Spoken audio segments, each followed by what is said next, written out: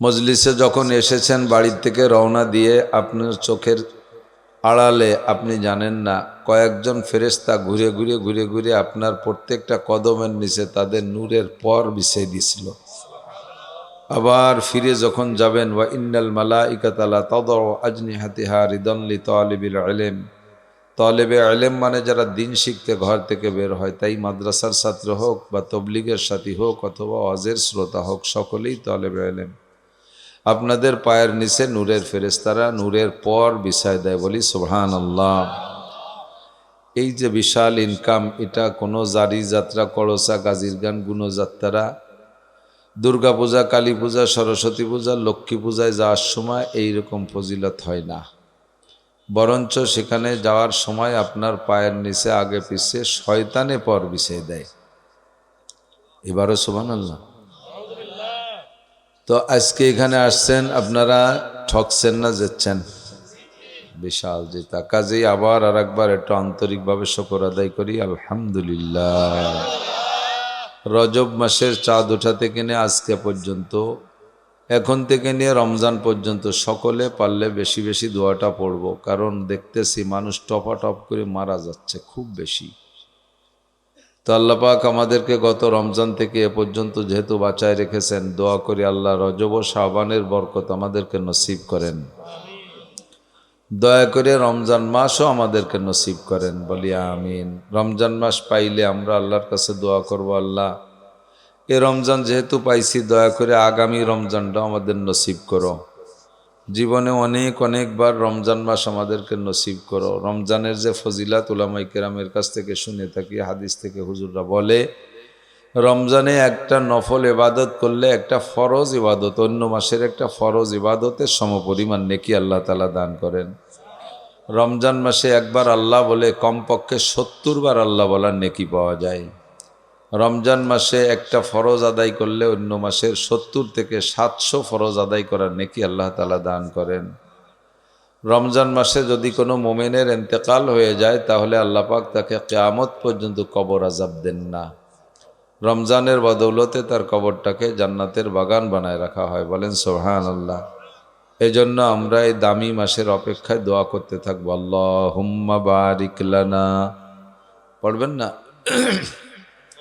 আল্লাহুম্মা বারিক লানা ফি রজব ওয়া শাবান ওয়া বাল্লিগনা রমাদান।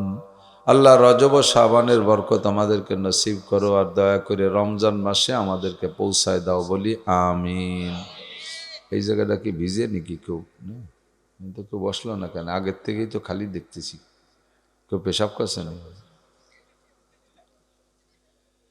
আল্লাহ, সকলে বসি, বেশিক্ষণ কষ্ট দেব না আপনাদের। এক রাত আমাদের প্রতি রাত, এবং আপনাদের একটা আমাদের অনেকটা। প্রত্যেক বক্তা এই সময়, বক্তা সংকট চলতেছে বাংলাদেশে, আমি তো আজীব হয়ে যাই। বর্তমানে বাংলাদেশে মিনিমাম 5000 বক্তা বয়ান করতেছে। এই 5000 বক্তার অধিকাংশই প্রত্যেকে কমপক্ষে এক এক রাত্রে 2টা করে মাহফিল করে, কেউ কেউ 3টে 4টে 5টাও করে এক এক রাত্রে, দিন রাত মিলেয়া। এত বক্তা, তারপরও বক্তা খুঁজে পাচ্ছি না। বক্তা সংকট, বহু মাহফিল মিস হয়ে গেছে, দাওয়াত রাখতে পারি নেই, তারা এবার মাহফিলই করবে না। তো আলহামদুলিল্লাহ, প্রত্যেক বক্তাই প্রচুর পরিশ্রম করে, কত পারা যায়।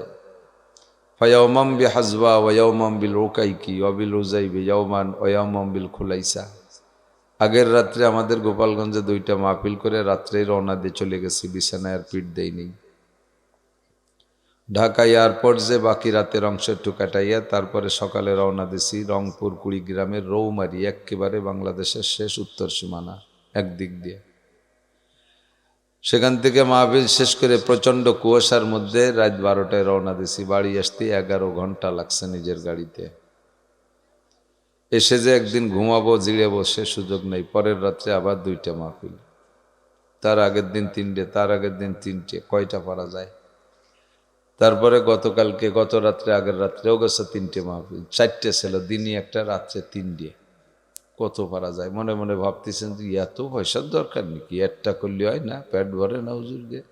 এই কই একদল বেশকি মারে, এখন কয়টা যে দরকার, আপনার যেদিন মাহফিলির দরকার হবে সেদিন আপনি যাইয়ে বসবেন যে কেন হুজুররা এই বিপদের মধ্যে পাড়া দেয়।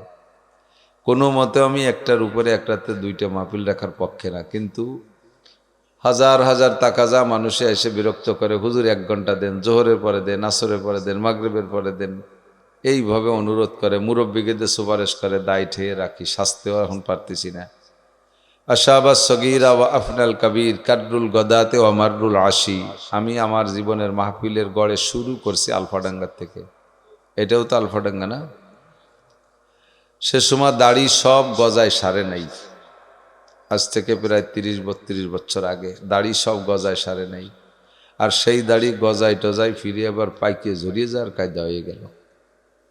বয়স একেবারে কম হয়নি, কত পারা যায়। অল্প কিছুক্ষণ যুবক যারা তোমরা দাঁড়িয়ে আছো, তোমরা একটু বসো, শোনা তোমাদের আদরের সাথে বলছি, একটু বসে পড়ো, ভালো হবে। বসো। আবার আর এক জ্বালাই কেন্য দেখছেন না? কেন্য কেন্য চেনে নাকি? ওই যে ছোটো পাও, এত লম্বা লম্বা মাটি দিয়ে হাঁটে বিড় করে, পাও মেলা তাই বলে হাঁটে বাড়ি জোরে তা না, কিন্তু পাও অনেক, কিন্তু হাঁটে খুব আস্তে আস্তে। এখন ওর আস্তে হাঁটা দেখে যদি ঠেলা দেন যে বেটা এত আস্তে হাঁটলি, তুমি আলফাডাঙ্গা জমানে কবে? এই করে ঠেলা দিলি কেউ জোরে হাঁটে? ও গোল হইয়া পয়সা হয়ে যায়, পারলি তুই আট, আমি যাব না। যারা দাঁড়ায় দাঁড়ায় বাস শুনতেছিল, বস্তি কইছে, এটি চলি গেল কেন মার্কা মুসল্লি। আল্লাহ আমাদেরকে এতক্ষণ যা শোনার তৌফিক দিয়েছে, তারপর আমল করার তৌফিক দান করুন, বলেন আমিন। আল্লাহ পাক রব্বুল আলামিন 5টা জিনিস নিজ হাত দিয়ে তৈরি করেছেন। কয়টি? 5টি। আর যত যা কিছু আছে কোনোটা বানাইতে হাত দেয়নি। এই বিশাল আসমান আল্লাহ কিন্তু হাত দিয়ে বানায়নি। কোন সামান, আসমান হয়ে যাও, হয়ে গেছে আসমান। এত বড় সূর্য, সূর্য কত বড়? পৃথিবীর থেকে 13 লক্ষ গুণ বড়। এত বড় সূর্য বানাইতে আল্লাহ হাত দেয় নাই। কোন শামসান, সূর্য হও, হয়ে গেছে। চাঁদ বানাইতে বলেন কোন কমারান, চাঁদ হয়ে যাও, ফাঁকা না কমারান, চাঁদ হয়ে গেল। কোন আর দিন, 7টা জমিন হও, হয়ে গেল। কোন বাহরান, তোমরা সাগরগুলো হয়ে যাও, সব সাগরগুলো হয়ে গেল। কোন মালাইকা, ফেরেস্তা হও, সব ফেরেস্তা হয়ে গেল। কোন জিন্নান, জিন জাতি হয়ে যাও, হয়ে গেল। একটা বানাইতো আল্লাহ তাআলা হাত ব্যবহার করে নাই। 5টা জিনিস বানাইছে আল্লাহ হাত দিয়ে। কয়টি? 1 নম্বরে আল্লাহ পাকের আরশে আজিম, যে আল্লাহ পাক আরশে আজিমে আছেন, ইস্তাওয়া আলাল আরশ, কোরআন শরীফের সাক্ষী। আমরা যদি আপনাদের কাছে জিজ্ঞেস করি আল্লাহ কোথায় আছে, সকলেই বলবেন যে আল্লাহ সব জায়গায় আছে। এ কথা বলা যাবে না। আল্লাহ সব জায়গা আছে মানে কি? তাহলে আল্লাহ পায়খানার মধ্যেও আছে। সব জায়গার মধ্যে পায়খানারটা জায়গা না, তা আল্লাহ পায়খানার মধ্যে আল্লাহ গেছে নাকি? যদি বলি আল্লাহ সব জায়গা আছে, তাহলে প্রস্কটার বেশ্যাখানার মধ্যে আল্লাহ থাকতে হবে, সে জায়গা আল্লাহ গেছে নাকি? যদি বলি আল্লাহ সব জায়গা আছে, তাহলে মদের আড্ডা যে জায়গা, সে জায়গাও কি আল্লাহ গেছে নাকি? সুদিয়ে কারবার হয়, সে জায়গা আল্লাহ গেছে? ঘুষিয়ে কারবার আল্লাহ গেছে সে জায়গা? জারি যাত্রা, করসা গাজীর গান, গুণযাত্রা, মমতাজ মনির খান আলমগীরির গান, বাউল ফাউলকে গানের আড্ডা, ওই জায়গা আল্লাহ গেছে নাকি? ইস্তাওয়া আলাল আরশ, আল্লাহ যেমন তার শান, যেমন সে তার শান নিয়ে আরশে আজিমে আছে, তার একটা বসারও জায়গা আছে, কুরসি, তার নাম কুরসি। আয়াতুল কুরসি পড়েন না? ওয়াসিয়া কুরসিয়্যুহুস সামাওয়াতি ওয়াল আরদ, বিশাল চেয়ার, 7টা আসমান জমিন, আল্লাহ চেয়ারের নিচে একটা টেনিস বলের মতো পড়ে আছে। এই চেয়ারে আল্লাহ পাক আছেন। তো ওখানে বৈশা আল্লাহ পাক যে চেয়ারের বসা আছেন, সেই চেয়ারটা যে আরশে আজিমের উপরে, আরশটা আল্লাহ নিজ হাত দিয়ে বানাইছে পছন্দ মতো। 2 নম্বরে আল্লাহ একটা কলম দিয়ে লেখে। আল্লাহর একটা কলম আছে, আরশ, কুরসি, লৌহ কলম, শুনছেন না আপনারা? এই কলমটা আল্লাহ পাক রব্বুল আলামিন নিজ হাত দিয়ে বানাইছে। আল্লাহ লিখবেন, আসমানি কিতাব লিখবেন, বান্দার ভাগ্য লিখবেন, এই লেখাটা অত্যন্ত গুরুত্বপূর্ণ। এই জন্যই কলমটা আল্লাহ নিজ হাতে বানাইছে। আমাদের বাংলাদেশ, বিশেষ করে আপনার আমাদের ফরিদপুরের সন্তান মুসা বিন শমসের নাম শুনছেন না? যারা শুনছেন তারা জানেন, বিশ্বের অন্যতম একজন ধনী মানুষ। সে যে কলম দিয়ে ব্যাংকে চেক সই করে টাকা তোলে, সেই কলমটার দাম 3 কোটি টাকা। ওই কলম দিয়ে আর কিচ্ছু লেখে না। আর ওই কোম্পানির কইছে এই কলম আর কেউ বানাই দেবা না, যাটা আনিবে এক কলমে আমার চেয়ে নিবা। তো মুসা বিন শমসের ব্যাংকের চেকে সই করতে যদি এমন একটা কলম বানায়, 104খানা আসমানি কিতাব লিখতে, মানুষের ভাগ্য তকদির লিখতে আল্লাহ পাক যে কলমটা বানাইছে, সে কলমটা একটু আলাদা হওয়া দরকার কি না? কলমটা আল্লাহ নিজ হাতে বানাইছেন, বলেন না সুবহানাল্লাহ। 3 নম্বরে আল্লাহ পাক রব্বুল আলামিন যে 8টা জান্নাত ব্যবহার তৈরি করে রেখেছেন আপনাদের জন্য, আমাদের জন্য। আপনারা সবাই জান্নাতি, বলেন আলহামদুলিল্লাহ। নিশ্চিন্তে আপনারা জান্নাতি। মুসলমান যারা পড়েছেন আমার সাথে আরেকবার পড়ে, সন্দেহ থাকলে জান্নাতের খাতায় নামটা লিখে নিই। লা ইলাহা ইল্লাল্লাহু মুহাম্মাদুর রাসূলুল্লাহ। আল্লাহ ছাড়া কোনো মাবুদ নেই, মুহাম্মাদুর রাসূলুল্লাহই আল্লাহ পাকের আখেরি নবী। কথা বলুন ঠিক না? সন্দেহ আছে নাকি একের মধ্যে? সন্দেহওয়ালার আবার আছেন নাকি এর মধ্যে জানি না। অনেকের ধারণা যে গোলাম মোহাম্মদ কাদিয়ানী মনে হয় নবী। এই কুধারণা যার মধ্যে ঢুকছে, আপনি আবার তওবা করে কলেমা পড়ে মুসলমান হতে হবে, নইলে বিনা হিসাবে জাহান্নামী। বিনা আল্লাহকে 100 বার মানলেও কাজ হবে না। যদি রসুলকে, আমাদের নবীকে শেষ নবী না মানেন, নবী এবং শেষ নবী না মানেন, তাহলে আপনি কাফের। আল্লাহ মানলেও চলবে না, কোরআন মানলেও চলবে না, সব আমল করলেও চলবে না, যদি নবীকে আখেরি নবী না মানেন। গোলাম মোহাম্মদ কাদিয়ানীকে যদি সাথে নবী বলে আংশিক সন্দেহের সাথে মেনে নেন, তা আপনি বেঈমান। তা আপনারা সবাই জান্নাতি, বলেন সুবহানাল্লাহ। বলি আলহামদুলিল্লাহ। আর একবার বলি আল্লাহু আকবার। তো আল্লাহ পাক রব্বুল আলামিন মোমেনের জন্য যে 8টা জান্নাত বানাইছে, তার মধ্যে একটা জান্নাতের নাম জান্নাতুন নাঈম। একটা জান্নাতের নাম কি? ফেরদাউস। একটা জান্নাতের নাম জান্নাতুন নাঈম, আর একটা জান্নাতের নাম। তো জান্নাতুন নাঈমটা আল্লাহ হাত দিয়ে বানাইছে, ভরপুর নিয়ামতে ভরা। এইটা আল্লাহ হাত। তা ফেরদাউস বানাইনে না, ফেরদাউস আল্লাহ কোন কয়ে বানাইছে, কিন্তু জান্নাতুন নাঈমটা আল্লাহ বিশেষ কারণে নিজ হাত দিয়ে বানাইছেন। 3 মনে রাখবেন, আমি একটা কথা বলবো বিদায় ক্ষেত্রে এই কথাগুলো বলতে চাই। এই যুবকরা, তোমরা অনেক গেটের কাছে ভিড় করো কেন? তোমরা বসে পড়ো না। তোমরা যত তাড়াতাড়ি বসবা তত বসবো যে তোমার মারা ভালো মানুষ, তোমাদের মাদের কাছ থেকে তোমরা আদব শিখছো। আর দেরি করলে বসবো যে মারাই সমস্যা আছে। কাজে কাজে এই ভুলটুক মা পর্যন্ত টানিয়ে নিও না। 3 নম্বর। 4 নম্বর হলো মুসা আলাইহিস সালাতু ওয়াস সালামের তাওরাত কিতাব লিখেছে আল্লাহ হাত দিয়ে, বলেন সুবহানাল্লাহ। তাওরাত কত বড়! ওয়াহমিলু আসফারাহা 70 জামালান। মুসা আলাইহিস সালামের কাছে যে মূল তাওরাত আল্লাহ তাআলা নিজ হাতে পাথরে লিখে পাঠিয়েছিলেন, এটা এত ওজন যে মুসা নবীর জামানার 70টা উট লাগতো বইতে। এত ওজনওয়ালা কিতাব আল্লাহ নিজ হাতে লিখছে কলম দিয়ে। 5 নম্বরে সমস্ত মানুষের মাথা তৈরি করে আল্লাহ তাআলা নিজ হাত দিয়া। গলার নিচের টুক বানায় আল্লাহ ফেরেশতার মাধ্যমে, গলার উপরের টুক মুখমণ্ডল, মাথা আল্লাহ তাআলা নিজ হাত দিয়ে বানায়। গলার নিচের টুক বানানোর পরে ফেরেশতারা বলে, আল্লাহ আদম ও আদম সন্তানকে এতটুক না আর কোনো পার্শ্বতীর সাথে সংযুক্ত হবে? আল্লাহ কয় আসল টুকি তো বাদ আছে। কয় সেটুক কেমন? কয় ওটুক তোমাদের বলেও লাভ নয়, তোমরা বানাইতে পারবে না। সেটুক হলো মাথার মুখমণ্ডল, বিশেষ করে মুখমণ্ডল। এটা বড় ইম্পর্টেন্ট অঙ্গ। একই টাইমে কোটি কোটি মানুষ থাকবে, 2টা মানুষের মধ্যে পার্থক্য প্রমাণ করার জন্য একটা অঙ্গ লাগবে, সেই অঙ্গটা হলো মুখের আকৃতি। 800 কোটি মানুষ আছে পৃথিবীতে, আল্লাহু আকবার, একটা মানুষের সাথে একটা মানুষের হুবহু মিল হয় না। কতক্ষণ মানুষের পার্থক্য চিনতে হলে মুখের আকৃতি দেখা, এই পার্থক্যটা তৈরি করতে তোমরা ফেরেশতারা পারবা না। এখানে হাজারো লাখ কোটি কোটি মডেলিং আছে। আদম থেকে পর্যন্ত, এখন থেকে কিয়ামত পর্যন্ত যত মানুষ এসেছে আর আসবে, কোনো মানুষ সব মানুষকে হাসরের মাঠে এক জায়গা জমা করলে, অথবা এখনই যদি সব মানুষকে দুনিয়ায় একত্রিত করে দেওয়া হয়, একটা মানুষের চেহারার সাথে আর একটা মানুষের চেহারার মিল খাবে না। এই পার্থক্য তৈরি করেনওয়ালা জোরে বলেন কে? আল্লাহ কয় আমি আর কিছু বানাই নাই, হাত দিয়ে 5টা জিনিস বানাইছি। যার প্রতি আমার হাতের ছোঁয়া আছে তার প্রতি আমার মায়াও তত বেশি, তার প্রতি আমার ভালোবাসাও তত বেশি। সব কিছু ধ্বংস হবে, কিন্তু আমার এই 5টা জিনিস ধ্বংস হতে দেব না। কুল্লু শাইন হালিকুন ইল্লা ওয়াজহুল্লাহ। সব কিছু ধ্বংস হবে, শুধু আল্লাহ পাক থাকবেন।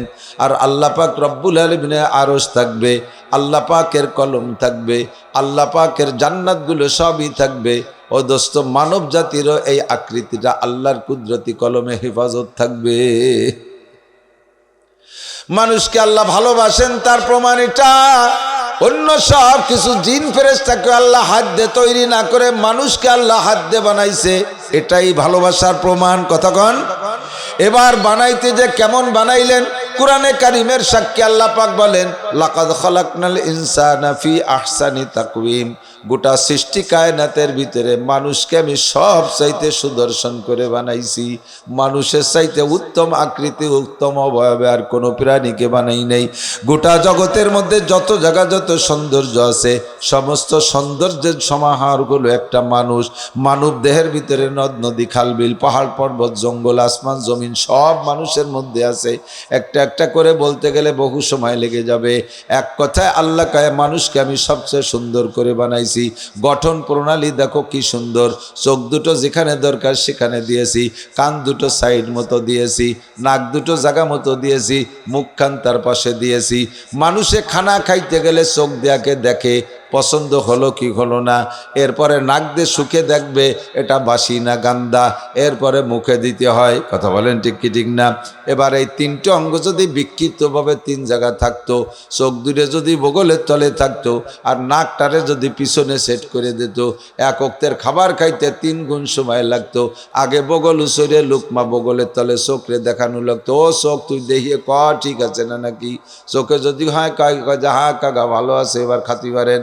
এবার পিছনে নাক রয়েছে, নাকরে লোকমা শুয়াতে তুই তো শুয়ে দেখবি বাসি না গান্দা, এরপরে ঘুরে আইনে মুখি দিতে হবে। তাহলে এক ওক্তর খানা খাইতে 3 গুণ সময় লাগতো। আল্লাহ 3 ডেরে এক জায়গা সেট করে দিয়েছে। লোকমা হাতে নিয়ে চোখ দিয়ে দেখবা, নাক দিয়ে শুকবা, সাথে সাথে মুখে ঢুকাই দিবা। কি চমৎকার সিস্টেম! কতক্ষণ নাড়ি বুড়ি আল্লাহ জাগা মতো রাখছে। নাড়ি বুড়ি পাকস্থলী মাথার মধ্যে দিলেও দিতে পারতেন। মাথার মধ্যে নাড়ি বুড়ি পাকস্থলীওয়ালা কোনো প্রাণী আছে? অবশ্যই আছে। চিংড়ি মাছের সব কিছু মাথার মধ্যে। মাথার মধ্যে নাড়ি বুড়ি গেলে তার দাম কমে না, সব মাছের মধ্যে তার দাম বেশি। আমারও মাথার মধ্যে নাড়ি বুড়ি গেলে দাম কমতো না, কিন্তু সেটিং সুন্দর হতো না। আল্লাহ পাক সব পেটের মধ্যে দিয়ে কি সুন্দরভাবে বানায় দিয়েছে। এর জন্য কয় লাকাদ খালাকনাল ইনসানা ফি আহসানি তাকওয়িম, সবচাইতে সুন্দর করে আমি মানব জাতিরে বানাইছি। তোমরা এবার সাক্ষী দাও, এটা কি প্রমাণ করে না যে আমি আল্লাহ তোমাদেরকে সবচেয়ে ভালোবাসি? কতক্ষণ?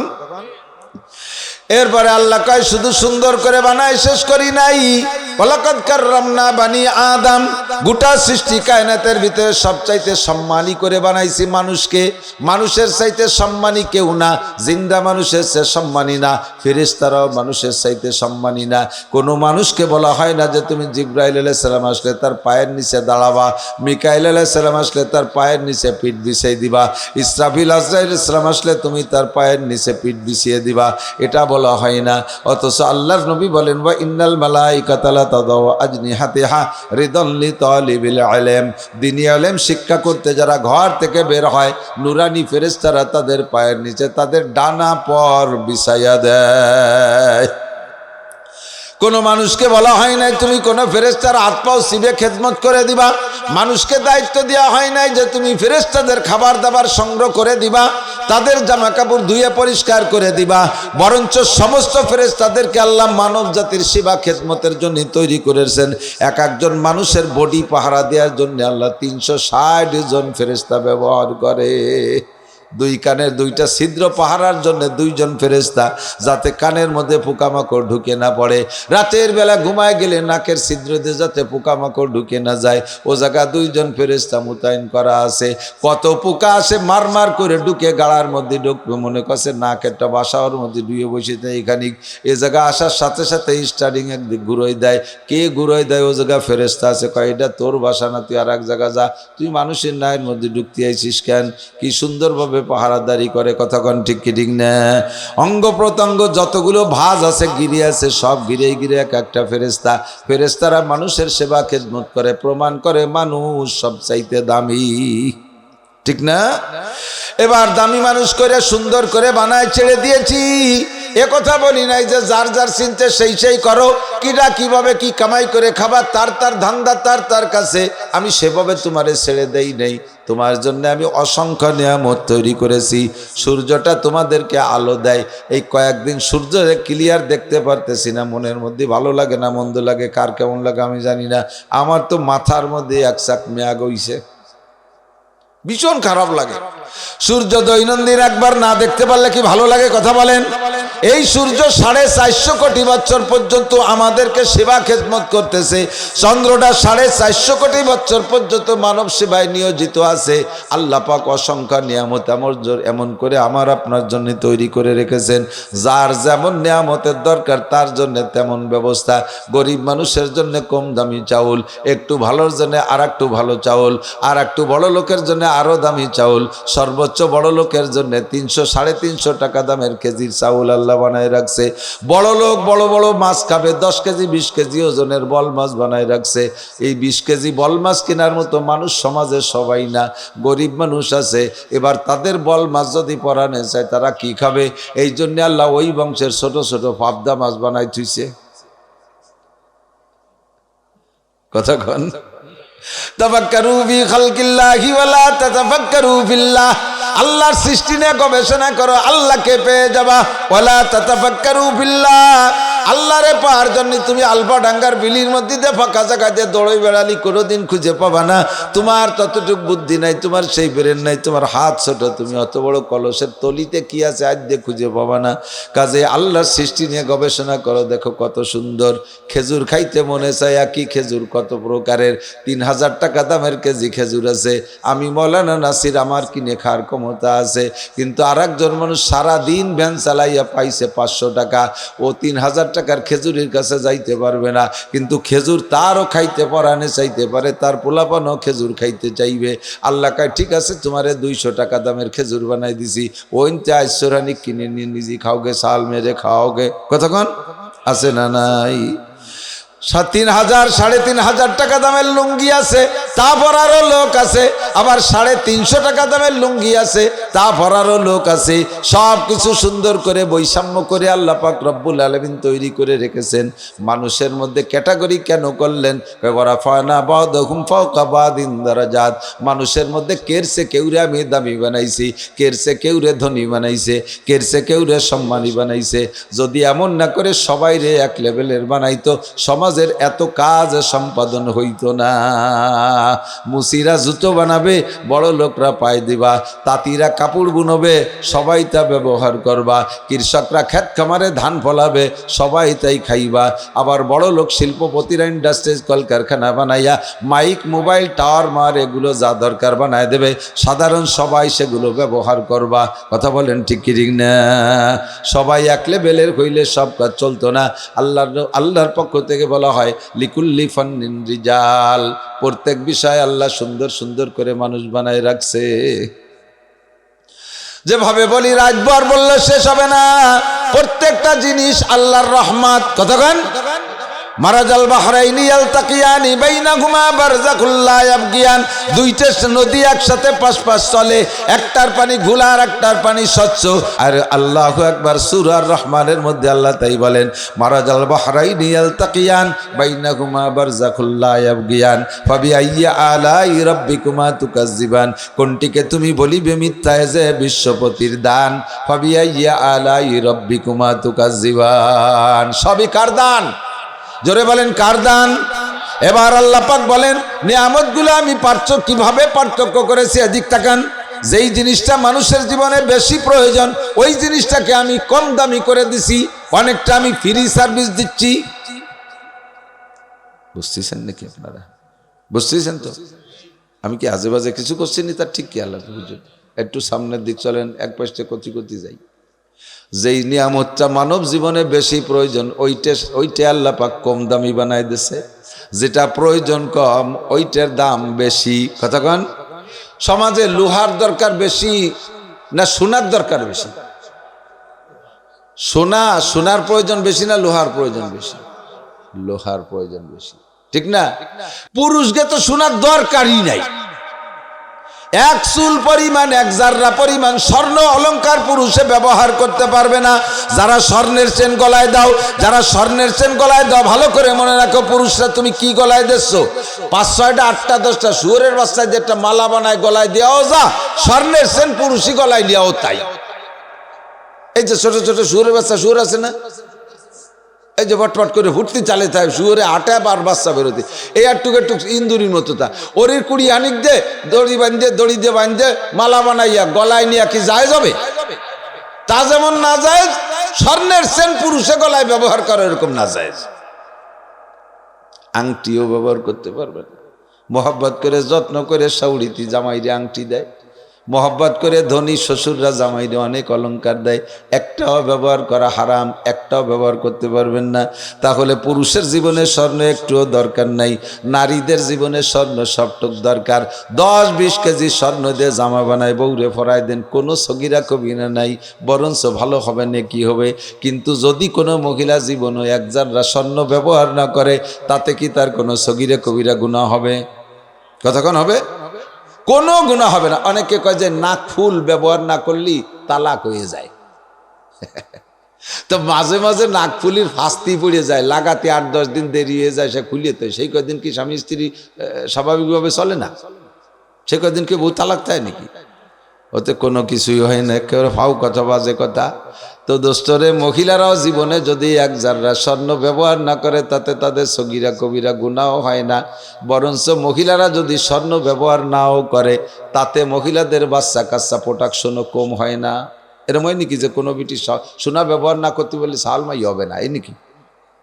বরঞ্চ বড় লোকরা যারা কেজি কেজি স্বর্ণ ব্যবহার করে, তাদের সালমাইয়ে কম, 1টা অথবা 1.5টা অথবা 2টিয়া।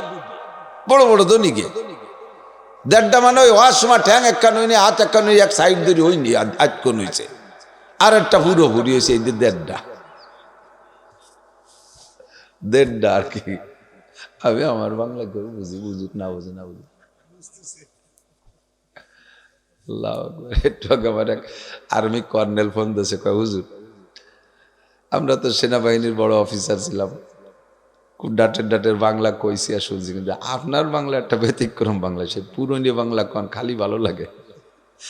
আমি ছাড়তেও পারবো না, পাল্টাই পুল্টাই টেডি বাংলা আমার ধরারও কায়দা নেই, বয়স শেষ হয়ে গেছে, এই মূর্তি পাল্লি বাসেন। 1টা অথবা 1.5টা অথবা 2টিয়া। আর গরিব মানুষ 1 জাররা স্বর্ণের অলংকার নাই, প্রত্যেক বছর 2-2টে জোড়া জোড়া ইয়াগ হয়ে যাচ্ছে। তাতে বোঝা যায় যে সোনা দানা ব্যবহার না করলে মহিলাদের বাচ্চা দেওয়ার ক্ষমতাও দুর্বল হয় না। এ স্বর্ণ কোনো জায়গা লাগে না, অথচ স্বর্ণের দাম বেশি না লোহার দাম বেশি? স্বর্ণের দাম বেশি। লোহা ছাড়া কোনোটা চলে না। দাউকাশি খুন্ত কুরল দালান কোটা যা যা করবেন সব জায়গা লোহা যদি স্বর্ণের মতো এরকম 2,26,000 টাকা। বর্তমানে কিন্তু সোনার দাম 2,26,000 টাকা। যারা বিয়েরও নাই তারা ওই লোহায় দিয়ে কিছু বানায় নিয়ে যাইও, আর সোনা কিনে বিয়ে হওয়ার দিন শেষ কাকা। সিটি গোল্ড আছে ব্যবস্থা, বিকল্প ব্যবস্থা। বর্তমানে তো সিটি গোল্ডের দাম বেশি, সিটি গোল্ডের দাম কম, মর্যাদা বেশি। কতক্ষণ? মুফতি আব্দুল গফফার সাহেব হুজুরের নুরানি রোহানি এত গভীরের সুন্দর সুন্দর কাটা কাটা কথা। হুজুররে আনার জন্য 1 খান হেলিকপ্টার কেউ পাঠায় না, হুজুররে আনার জন্য 5-7 খান 10 খান 20 খান মোটরসাইকেল নিয়ে ওই বাটিপাড়ার মোড়ে কেউ দাঁড়াইতে হয় না। হুজুররে পাহারা দেওয়ার জন্য 10-5টা পুলিশ কেউ ব্যবহার করে না, ঠিক না? আর বর্তমান সময়ের সিটি গোল্ড হুজুর একটু কণ্ঠ আছে, 2-4টে গজল গাতি পারে, তাকে হেলিকপ্টারে আনতে হবে, 1.5 লাখ 2 লাখ টাকা দিতে হবে, 200 পুলিশ দাঁড়ায় রাখতে হবে, এরপরে 50 খান গাড়ি নিয়ে যে ভাঙ্গার মোড়েতে আগে আনতে হবে, নাহলে হুজুর খোড়া হয়ে বসে থাকবে না এগিয়ে দুয়ার্তি যারা। তাহলে স্বর্ণের চাইতে সিটি গোল্ডের মর্যাদা বেশি হয়ে গেছে না? কথা কন না কেন? স্বর্ণের চেয়ে সিটি গোল্ডের মর্যাদা, নারকেলের জোড়া চেয়ে সুবরি জোড়া বড় হয়ে গেছে। আব্দুল গফফার সাহেবরে দেয় 5,000 টাকার, ওই পাঙ্কুরে দেয় 2 লাখ টাকা। এই যে আমরাও বেশি দিন টিকতে পারবো না মাঠে, এখন তো বুড়ো হয়ে যাচ্ছি, সুর মুড়ো সব শেষ হয়ে গেছে, বাইরে উঠবো না, বাপ ভালো না। এদিক তো স্বর্ণের চাইতে লোহার প্রয়োজন বেশি। লোহা যদি স্বর্ণের দামে কিনে ব্যবহার করা লাগতো, তাহলে দাউ কাশি আর ব্যবহার করা বানানো লাগতো না, ঠিক না? দাউ বানাইতে কত সোনা লাগবে, কাশি বানাইতে কত সোনা লাগবে, ধান কাটতে আর কাশির ব্যবহার করা যাইতো না, কয় বাবুটা দাঁত দিয়ে ছিঁড়িয়ে আনা লাগতো। আল্লাহ কয় টেনশন করো না, সোনার চাইতে লোহার দাম কমাই দিছি, কেজির দাম 90 টাকা, ঠিক না? এবার লোহার প্রয়োজন বেশি না মাটির প্রয়োজন বেশি? কথা কয় না, টের পাচ্ছেন না কোনটা? এ তো সহজ কথা। আমি কি সেই কঠিন মশলাকে জিজ্ঞেস করছি না যে ডিম আগে না মুরগি আগে? এটা তো জিজ্ঞেস করি না, ধরলাম জিজ্ঞেস করে কোন দিন ডিম আগে না মুরগি আগে? মুরগি আগের পক্ষে কারা কারা একটা হাত দেখাবেন? মুরগি আগে ভালোই কয়জন দাঁড়াইছে। এবার ডিম আগে কারা একটু হাত দেখান দি। ডিম আগে এ দলে দি লোক কম হলো, অন্য অন্য জায়গায় ডিম আগের দলের লোক বেশি হয়। আর অনেকে হাত উঠোই না, জিতা দলে আমরা চালাক আছে একদল, যে ভোট বিএনপিতেও দেবো না, হুজুরকে দেবো না, যে দল যেতে সেই দলে যাব। আল্লাহ কয় ডিম আগে। আল্লাহ বলেন মুরগি আগের পক্ষে যারা হাত উঠেছেন তারা ঠকে গেছেন। আল্লাহ কয় ডিম আগে, আল্লাহ কয় ডিম আগে। মুরগি তাজা না ডিম তাজা? ডিম কি আটতে পারে? ডিম কি খুদ খাতে পারে? ডিমি কিছু খায়? মুরগিতে খায় না? মুরগি হাঁটতে পারে, তাহলে যে হাঁটা চলা করতে পারে ও জেন্দার, যে নড়াচড়া করতে পারে না জায়গায় ধুয়ে দিলি তাই পড়ি ওটা মরা। আল্লাহ কয় তুখরিজুল হাইয়া মিনাল মাইয়িতি ওয়া তুখরিজুল মাইয়িতা মিনাল হাই। আমি তাজারে বের করি মরার থেকে। সমস্ত তাফসীরের কিতাবে লেখে আমি তাজারে বের করি মরার থেকে। তাজা হলো মুরগি, মরা হলো ডিম। আমি আগে তাজারে বের করি মরার থেকে, এরপরে ওয়া তুখরিজুল মাইয়িতা মিনাল হাই। তারপরে যত মরা ডিম আছে সব ওই তাজা মুরগির থেকে বের করি। আগে বানাইছে ডিম, আগে বানাইছে ডিম। বলবেন যে তাহলে মুরগি না হলে ডিম হলো কি করে? তাহলে একটা কথা বলেন, সন্তান হইতে আব্বা মা লাগে। কথা বলেন লাগে? সন্তান হইতে আব্বা মা লাগে। এবার কোন তো আদম আলাইহিস সালামের আব্বার নাম কি? হাওয়া আলাইহিস সালামের মার নাম কি? ওই দুইজনরে যদি আল্লাহ আব্বা মা ছাড়া বানাইতে পারে, তাহলে সর্বপ্রথম ডিমটা আল্লাহ তাআলা মুরগি ছাড়া বানাইতে পারে কি পারে না? এই কুচো দাল, এই কুচো পাল্টি, এই আর যদি হাঁটিছি এনতি একটা চেঙ্গা দেওয়ান দিস কেন? এইতে কটা উঠা বসা আছে, আবার ওই যে কটা এসে উঠছে, আর নড়লি কোনোটা খুঁজে পাচ্ছি দল। পেশাব আসলে এক আঙ্গুল চর্বি, আমি বসবো যে মাদ্রাসা 1000 টাকা দিবি, টাকা দিয়ে যাই পেশাবখানায় মুতি টুতি শুয়ে থাকবে, এটাই উঠবো না যা। এমনি নড়াচড়া হলে কিন্তু এমনি কাপ ধরে চেঙ্গা দেবেন দিস কেন? তোমরা তিনজন বসো, ওই যে তিনজন পকেটে হাত দিয়ে দাঁড়াইছো, বসো, বসলেই ভালো লাগবে। শোনা শীতের সময় দাঁড়াই থাকবা, কিছুক্ষণ বসলি পারা নিচে গরম হয়ে যাবে, গরম হলি পারা ওম হবে, ওম হলি পারা কি হবে, ডিম ফুটবে, বাচ্চা ফুটবে, একটা কিছু হবে তো। বসছি, আল্লাহ ওই জারেরটা উঠছে, যা তাল দিয়ে সারি যা। তাহলে লোহার দাম বেশি না, লোহার প্রয়োজন বেশি না মাটির প্রয়োজন বেশি? আপনার কি এই মাটি না থাকলে বসতে পারতেন? এই জায়গায় কি লোহা লাগতেছে না বসতে? মাটি লাগবে না? মাটিতে চাষবাস, মাটিতে ঘর বাড়ি, মাটিতে ক্ষেত খামার, মাটির প্রয়োজন বেশি, ঠিক না? এবার মাটির দাম বেশি না লোহার দাম বেশি? লোহার দাম বেশি। মাটির দাম কম। 1 লাখ টাকা দিয়ে 1 কাঠা জায়গা কিনলে ওই বরাবর খুঁজতে খুঁজতে জাহান্নাম পর্যন্ত যত মাটি আছে সব আপনার, ঠিক না? 1 লাখ টাকায় কত লক্ষ লক্ষ টনকে টন মাটি। তাহলে মাটির প্রয়োজন বেশি, আল্লাহ এদের আরো সস্তা করে দেছে। কোনটিকে তুমি বলিবে মিথ্যা, এ যে বিশ্বপতির দান। এগুলো কার দান একটু বলেন না, কার দাম? লোহার মতো যদি মাটি দামি হইতো তাহলে মাটি ব্যবহার কিনে ব্যবহার করা বড় কঠিন হয়ে যেত। এবার মাটির প্রয়োজন বেশি না পানির প্রয়োজন বেশি? পানির প্রয়োজন বেশি, ঠিক না? এবার মাটিও কিনে ব্যবহার করা লাগে, মাটি কিনা ছাড়া ঘর বাড়ি বানানো যায় না। কিন্তু নদ নদী খালবিল সাগর সমুদ্র ভরা অসংখ্য পানি, একটুও কিনা লাগে না। আল্লাহ পাক ফ্রি করে দেশে ওয়াজরে আসমান থেকে বৃষ্টি বর্ষায়। ওয়া আনজালনা মিনাস সামাই মাআন তাহুরা, আমি আসমান থেকে ওয়াকাতারে গ্যালনকে গ্যালন পানি তোমাদের জন্য দিচ্ছি, আর্সেনিক মুক্ত, আয়রন মুক্ত, লবণ মুক্ত। জমজম পানির পরে পৃথিবীতে বৃষ্টির পানির চাইতে ভালো আর কোনো পানি হইতে পারে না। কথা কন ঠিক কি ঠিক না? এই বৃষ্টির পানি ধরে খাবো, একটা পয়সা লাগে না। আল্লাহ কয় যে জিনিস তোমার জীবনে যত বেশি প্রয়োজন সে জিনিস আমি তত সস্তা সস্তা করে দিয়েছি। পানির নাম রেখেছি আমরা জীবন। তারপরও 2-3 দিন পানি না খাইলে বাঁচি। এবার পানির চাইতে প্রয়োজনীয় আর জীবনে কি আছে? সেটা হলো অক্সিজেন। বলেন কি? অক্সিজেন, যেটা শ্বাস টেনে নেন, পানির চাইতে জরুরি, ঠিক না? পানি না খেয়ে 3 দিন 4 দিন থাকা যায়, কিন্তু অক্সিজেন না টাইলে কয়দিন থাকতে পারবেন? 3 দিন, 3 মিনিট, 1 মিনিট, আধা মিনিটই শেষ, ঠিক না? যদি পানির নাম জীবন হয় তাহলে অক্সিজেনের নাম কি? একজনে কয় হুজুর তাহলে অক্সিজেনের নাম মরণ। আসলেও ঠিক কইছে, কারণ অক্সিজেন না নিতে পারলেই তো মরণ, ঠিক না? পানির নাম জীবন, অক্সিজেনের নাম মরণ। এই অক্সিজেন আল্লাহ ফ্রি করে দেছে। আল্লাহু আকবার। এই কৃত্রিম অক্সিজেন যেটা আইসিইউতে গেলে আপনাকে সরকারকে বলা হয় ডাক্তারদের মেডিকেল সায়েন্সের বানানো অক্সিজেন আপনাকে দেওয়া হয়, এই অক্সিজেনের বিল ঘন্টায় 2000 টাকা। 24 ঘন্টা যদি আপনি ওই কৃত্রিম অক্সিজেন ব্যবহার করেন 48,000 টাকা বিল দিয়ে আসা লাগবে। দৈনন্দিন যদি আমার আপনার বেঁচে থাকতে যে পরিমাণ অক্সিজেন ব্যবহার করতেছি এইটার পরিবর্তে যদি ঘন্টায় 2000 টাকা বিল দিয়ে বেঁচে থাকা লাগতো, তাহলে কয় মিয়া বেঁচে থাকতেন কন্ত দেখি? কোটি কোটি টাকার মালিক যারা তারা হয়তো মাস তিনিক থাকতো, আর আমরা মাত্র আমরা পেটে থাকতে মরে যেতাম ভয়তে যে আমার আব্বা ভ্যান চালায়, বিলও দিতে পারবে না, খালি খালি ওই লাভ নাই, পেটেতে মরে যাই ভালো, আমরা জন্মই নিতে পারতাম না। আল্লাহকে ওই টেনশন তোমার করা লাগবে না, তুমি বেরোয় এসো, বাড়ি চলে আসো, তোমার জন্য আমি অক্সিজেন ফ্রি করে দিছি। কন্যা সুবহানাল্লাহ। কোনটিকে তুমি বলিবে মিথ্যা? বিশ্বপতির দান। ফাবিআইয়ি আলাই রাব্বিকুমা তুকাজ্জিবান। আনারসের সিজনে স্বাস্থ্যসম্মত একটা ফল আনারস, আল্লাহ ওই সময় বানাই দিয়েছে। কাঁঠালের সময় কাঁঠাল হয়, সেই সময় শরীরের জন্য স্বাস্থ্যের জন্য সম্মত কাঁঠালটা অত্যন্ত উপকারী, আল্লাহ সেই সিজনে কাঁঠাল দেন। আমের সিজনে আম দেন, ওই সময় আম খাইলে স্বাস্থ্যের সাথে খুব অ্যাডজাস্ট হয়, এই জন্য আল্লাহ সিজনালি ফল সিজনে দেন। এ সবই প্রমাণ করে আল্লাহ পাক রব্বুল আলামিন মানুষকে যে হাত দিয়ে বানাইছে, এই মানুষকে ভালোবাসে, তার প্রমাণ। কথা কন ঠিক কি ঠিক না?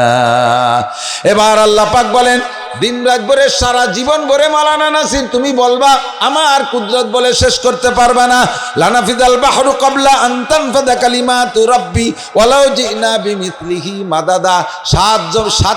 সাত সমুদ্র 13 নদী বলা হয়, সারা দুনিয়ার যত পানি আছে সব পানিকে কালি বানাই দেওয়া হবে, আর সারা দুনিয়ায় যত গাছ আছে কাইটে কাইটে কলম বানাবা, আর তোমরা 800 কোটি মানুষ জীবন ভরে আমার নেয়ামত রাজি লিখবা।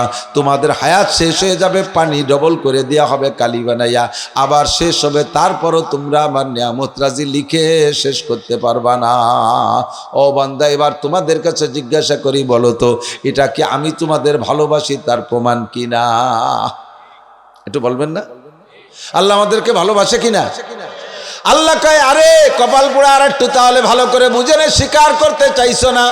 আল্লাহু আকবার। আল্লাহ পাক বলেন আমি এত নিয়ামত দিয়েছি, ইয়া আইয়ুহাল ইনসানু মা গররাকা বিরাব্বিকাল কারীম আল্লাযী খলাকাকা ফাসাওয়াকা আল্লাযী খলাকাকা ফাসাওয়াকা ফাআদালাকা ফি আইয়ি সূরাতিন মা শাআ রাক্কাবাক। আমি তোরে হাত দিয়ে সুন্দর করে বানাইছি, হে মানুষ তোর জন্য অসংখ্য নিয়ামত তৈরি করেছি, সম্মানী করেছি, দুনিয়ার সমস্ত সৃষ্টি তোর জন্য সৃষ্টি করেছি। হাজার হাজার নাফরমানি করিস, নামাজ পড়িস না বান্দা, আমি আল্লাহকে আল্লাহ বলে স্বীকার করিস না, সিজদায় যাস না, আমাকে একটা সিজদা দিস না।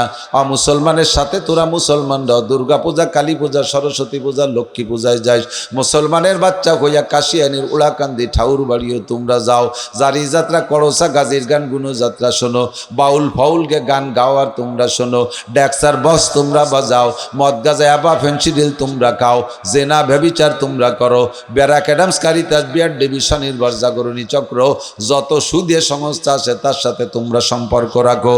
আমি আল্লাহর কাছে তোমরা প্রার্থনা করো না, আমার কাছে তোমরা আসো না, তারপরও আমি আল্লাহ পাক কোনো নিয়ামত তোমাদের থেকে বন্ধ করে দেই নেই। সিজন মতো বৃষ্টি হয়, দৈনন্দিন সূর্য ওঠে, চাঁদরা মাসে মাসে রদ বদল হয়, তোমাদের পায়ের নিচ থেকে জমিন কেড়ে নিয়ে যাই নেই, অক্সিজেন বন্ধ করে দেই নেই। তোমরা আমাকে আল্লাহ বলো না বিদায় তোমাদের খেতে উৎপাদন শক্তি আমি কমাই দেই নেই, ফসল টসল দিচ্ছি না তা না, সব কিছু আমি দিয়ে যাচ্ছি।